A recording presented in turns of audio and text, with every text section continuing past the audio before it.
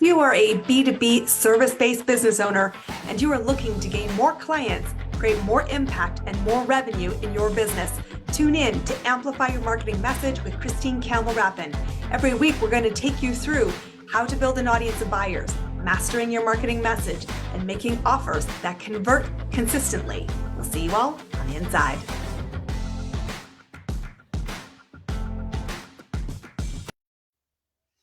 Building an audience of buyers is a fundamental skill we all need to develop. And making friends with strangers is where it all starts. And that is why many people are using podcast guesting to help them reach new audiences, build know, like, and trust to be able to identify potential buyers. On today's episode of Amplify Your Marketing Message with me, your host, Campbell Rapin, I'm going to be taking you behind the curtain of what we as hosts and platform holders are looking for from guests who pitch us on coming onto our platform. And I will tell you that these strategies that I'm going to gift you, there's going to be 5 of them, are going to not only help you be more effective as being selected as a guest, it will be more effective also for helping you win and earn new business with potential buyers. And so let's jump straight in at the deep end.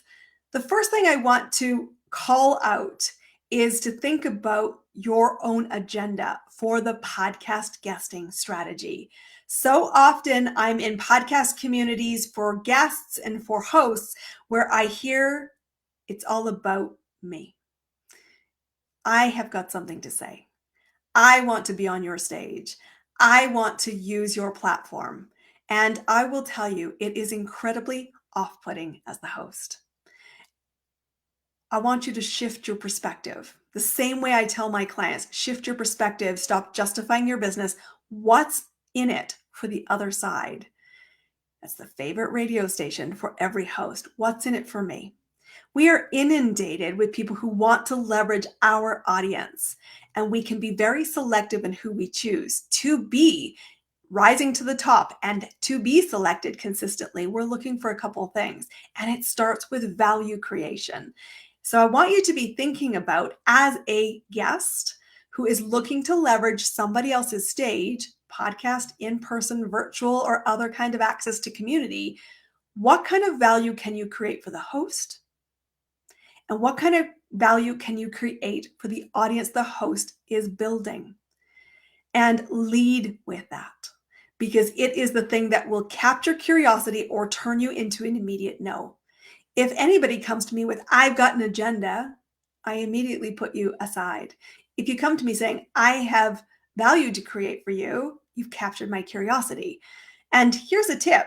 How do you create that value? How do you know you're going to see that good connection? Well, it requires market research. Before you approach a host, I want you to listen to the episodes of the podcast. I want you to review the podcast on a public platform. I want you to engage in social media about episodes, bringing your unique perspective way before you come to me as a host and saying, I want access to your audience.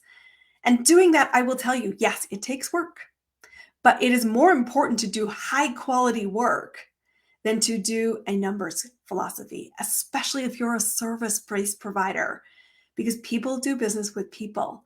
And it is better to do a few things really highly effectively than to waste time in busy work that does you no long-term ROI.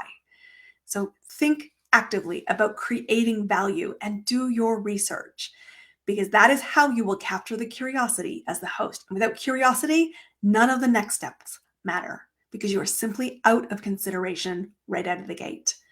The second thing that is important when you are in a collaborative environment is to think about, what can we do together to grow the ripple, to create a shared experience, and to expand both of our audiences.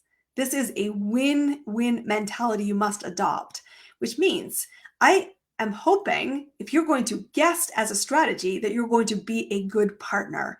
And that means promote the episode. And promote the episode can be a lot of different things. And here's a really great way to leave a long, great first impression is to do it not just once, not just the week it airs. I want you to be thinking about using this collaborative asset to benefit your business long term. Podcasting is a long-term strategy. It is not about immediate client growth. And sometimes I think people jump into podcast guesting thinking it's about building a client right away. It's not. Okay. It's just really not. It is about accelerating the know, like, and trust factor, both within the peer community, which is the guest and the host, but also with other audience members who then might be curious to take movement, but they're not yet ready to buy. They're not buyers yet. And if they are buyers at all from day one, chances are they're buyers of the host. And you don't want to steal business from the host. It just never starts a good relationship from that way. But I want you to be thinking about promotion. So myself, when I'm a guest on somebody else's platform, I promote to my email list. I promote on my social media. I promote to other people in my network. I use the asset of this co-collaborative episode and I publish it on my website. Particularly, I have a media tab. And that's really important because it brings long-term SEO value to the host. And I know that that matters. External links can be hugely valuable. So I use them to help the host. And I know what they will see as value. If you don't have a large ecosystem currently, and that's why you're thinking you want to guest to build that audience, that's okay. But then remember, as your audience grows, go back to this episode and think about this as a long-term strategy. I love when guests come onto this platform and I see months and even years later, this episode comes up because this is a long-term strategy. And so here's a hint just around your topics. Pick a topic that you're going to be as proud talking about today and as relevant today as it will be 6 months from now, a year from now, maybe even 5 years from now, because episodes in the world of podcasting have a very long shelf life. And you want to be sure that what you talk about, you truly believe and you bring a unique perspective on. And that way you are sure you're going to want to continue to promote and re-promote that episode so that you collectively share the win together. And that's strategy number 2. Strategy number 3 to be a great guest and to see more guest invitations is to focus on the relationship with the host. And that relationship needs to be viewed as a long-term relationship, not a hit and run, a long-term partnership. And so I want to have you building those relationships before you make your pitch. Engage, find them on social media, do your research, think about how you can give a great experience during the recording. How can you build the relationship and the long tail spin by promoting the episode post the airing of it? And then think about how can you continue to support the host to create value for them. And that could be simple things like referring other guests. It could be introducing referral partners. If you guys are in sequence with each other and you can create more through co-creation, I want you to lean in, ask about potential collaborative partnerships, joint venture, revenue shares, and other long-term partnership strategies. In my own experience as a guest, I will tell you, I am very blessed to have new doors open because of the relationships I've built with hosts and people who own platforms. From podcasts to then running challenges with them to being invited and referred into new rooms I couldn't have had access to any other way. If you are not thinking about this as a long-term partnership, you're missing a huge opportunity. That is why, particularly for myself in the way I run this podcast, I don't let anybody onto the platform who I'm not really proud to have in my network. And before we ever agree to have you here on the platform as a guest, I want to interview you. I want to have a conversation. I want to make sure our values are in alignment and that I'm going to be very active about referring you because I'm going to be promoting our shared episode for years. And if I'm not certain I want to share space, I simply never make that invitation. And so strategy number 3 is about the importance of building the relationship from the pre-approach to the delivery of the recording to well beyond the air date. People who have platforms create long-term value. And if you're a great partner, you will have access to doors you don't even know could open for you. So lean in first as a human being and give generously before you think about what's in it for me. The fourth strategy I want to talk about is how important it is to have an opinion and to use your unique so what factor on the topic you want to think about. One of the mistakes I see time and time again, I see it in corporate marketing, I see it in business marketing, and I see it certainly in the guest community platforms I belong to, is you use words that are broad stroke. I want to talk about entrepreneurship. I want to talk about purpose. I want to talk about SEO. And in my head, as a host, I'm thinking you and a million other people. Next. If you want to stand out from the sea of sameness, I want you to cannonball into the deep end like I tell my clients when we ask the 3 so what questions as part of our whole work together in the mentorship program is what's in it for them?